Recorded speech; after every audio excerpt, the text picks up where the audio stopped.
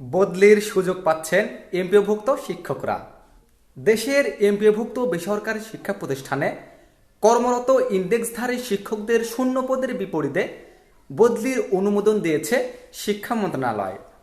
শিক্ষা মন্ত্রণালয় এটি অনুমোদন দিয়েছে। শিগগিরই এ সংক্রান্ত প্রজ্ঞাপন জারি করবে শিক্ষা মন্ত্রণালয়। তবে এখনও চূড়ান্ত করা হয়নি।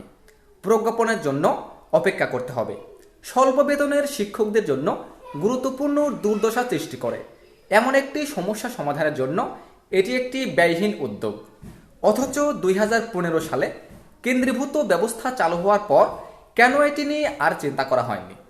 তিনি বলেন, শিক্ষা মন্ত্রণালয়ের দায়িত্ব নেওয়ার পর এটি আমার অগ্রাধিকার তালিকায় রয়েছে। শিক্ষা মন্ত্রণালয় সূত্র বলছে, এনটিআরসি এর নিয়োগ পরিপত্র অনুযায়ী একজন ইন্ডেক্সধারী শিক্ষক যে কোনো বয়সে পরবর্তী যে কোনো গণবিজ্ঞপ্তিতে আবেদনের মাধ্যমে মেধা তালিকা অনুযায়ী প্রতিষ্ঠান পরিবর্তন করতে পারবেন। দ্বিতীয় ও তৃতীয় গণবিজ্ঞপ্তিতে অনেক নিবন্ধনধারী শিক্ষক নিজ এলাকায় শূন্যপদ না থাকায় দেশের এক এলাকা থেকে অন্য এলাকায় আবেদন করে সুপারিশ পেয়েছেন।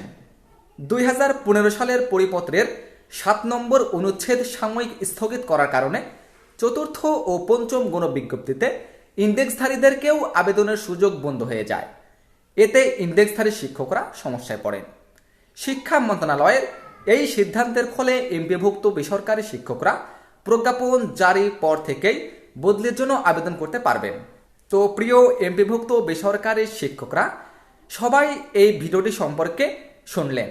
তো প্রিয় দর্শক, যদি ভিডিওটি ভালো লাগে তাহলে অবশ্যই একটি লাইক দেবেন। আর যদি পরবর্তী আপডেট পেতে চান তাহলে এই পেজটি এখনই ফলো দিয়ে রাখবেন। ধন্যবাদ। আসসালামু আলাইকুম রহমতুল্লাহি ওয়া বারাকাতুহু।